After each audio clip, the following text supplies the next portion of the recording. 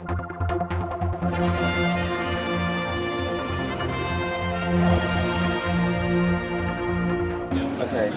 Well, Damien Bradley, you've had an exciting morning, encountering some of our local flock at ducks up the top of Lamb Fell, going up from Glen Helen.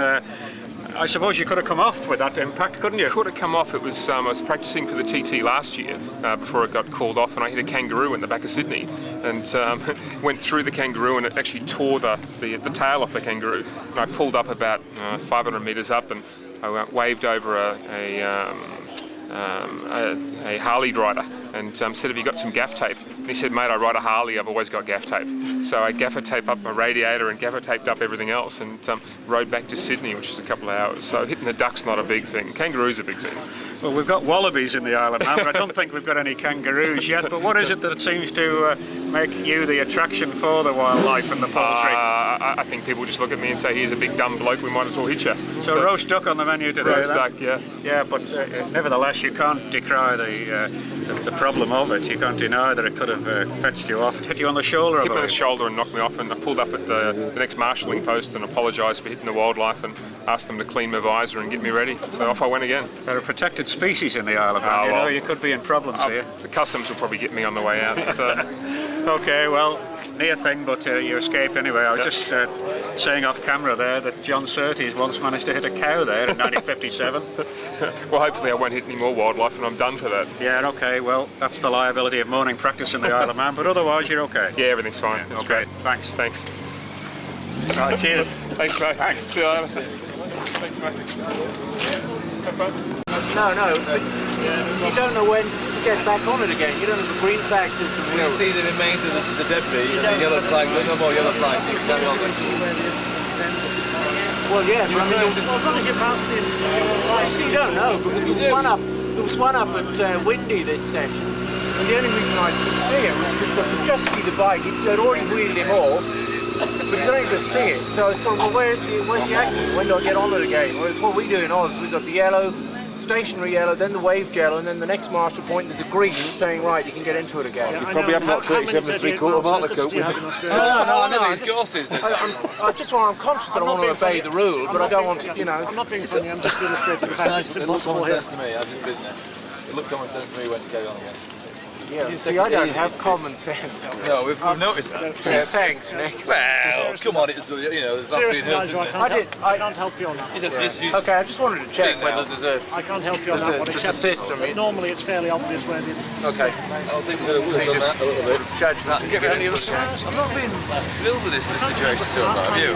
What, the shot? Less than thrilled. It's a zebra. Less than thrilled, I think. I think that's the benefit. We'll give it the benefit of the doubt. Tiger. There's a phase. Change tiles. Wouldn't help it round. Let the tires down a bit. I like these little 400s because they don't jump out your hands when you light them up. Well, Nick Jeffries, you've had a reasonable morning, but rear shock seems to be causing you some difficulty. It looks as if it's a bit too... Well, it's brand new, to be fair. It's brand new. It seemed all right last night, but it's just bedded in. I think that's the idea of coming out.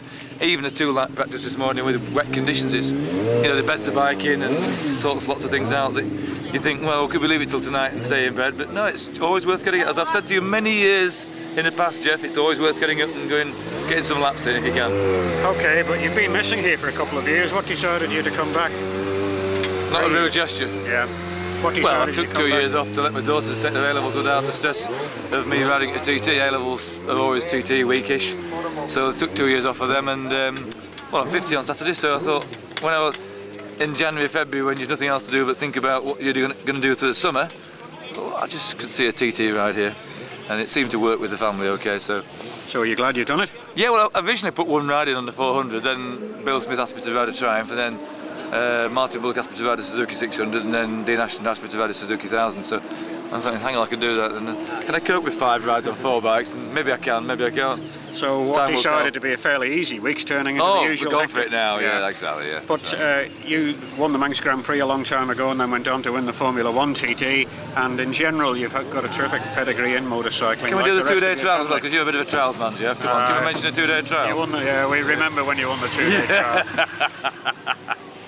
Even though I thought it was easy, I was drunk, don't forget. I was drunk. But seriously, it's been a good a good place for the Jeffries family, hasn't it? You've had Second some home, really. successes. I've always loved the Isle of Man, and the Isle of Man have been very good. The Isle of Man, the folk and the place has been very kind to me.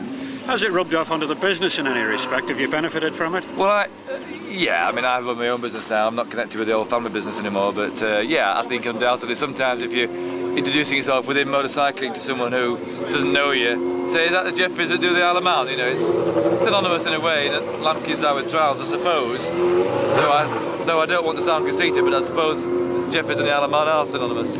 Okay, now you've also acted in a sort of semi-official capacity as a riders liaison officer, so you're prepared to put a bit back as well. It's important. I've been riders representative since '88, I think, so I took over from Roger Marshall, and I feel as though it is a way of putting something back in. You know, not just taking, it's work put back in. We're doing a tourist board riders forum, and we sit on the jury meetings on behalf of all the riders. I'm very privileged that they've asked me to represent them for the last 14 years. You're a good PR man also all the year round though, really. I mean, you speak very highly of the TT, and not everybody does that. No, but I've just looked at an article I wrote. I was interviewed in 1990 for a book by Gary Pynchon, and many of the things I said then I stand by today. You know, the TT is unique, it's extraordinary. It wouldn't happen if it was thought of now. It couldn't happen, but what we have here is really special. For me, it's the epitome of riding a road bike properly on proper roads, and I just happen to love that. And I think lots of other it's testimony to the TT.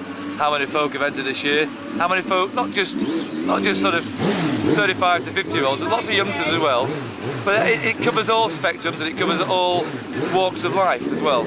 You get people from high-powered jobs, and you get ordinary working lads, unemployed lads, everyone across the spectrum. As long as they can get a bike, come and ride. And I think the beauty of production racing is that they can get a bike easily, that is competitive, and they can show what they're worth. And we've got 2 production races this year. Well, I think that's the way that the market is going. I think the Isle of Man, the TT and the Manx reflect what's happened with the marketplace. And there's no, if you had the old junior TT for 350s, there'd be no entries, would there?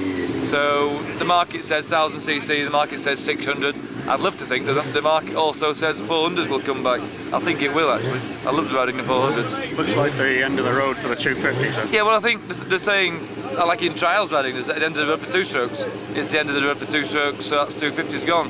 It's a shame. I think a lot of people who are involved with those are saying this is proper racing, and in many ways they're right. But in the beginning there were 4 strokes here in 1907, and 2 strokes have always been on the edge, and they came back in the 70s, they were the thing. But pollution, etc., the modern times, we're in a 4-stroke world now, Jeff. Yeah, it's all environmentally driven.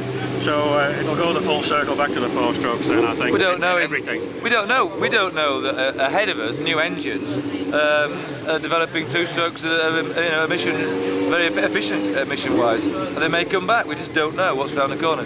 That's what's exciting about this world, isn't it? I think we're glad that we don't know, really. So that keeps us driving on. Thanks for your time, and we'll talk again. Pleasure. Always enjoying it. Thanks a lot. Thanks. Okay, bye for now. Okay. I'll have to go back to press office now. That's fine. That's good. I'm going to pop in with the Bobs. Okay.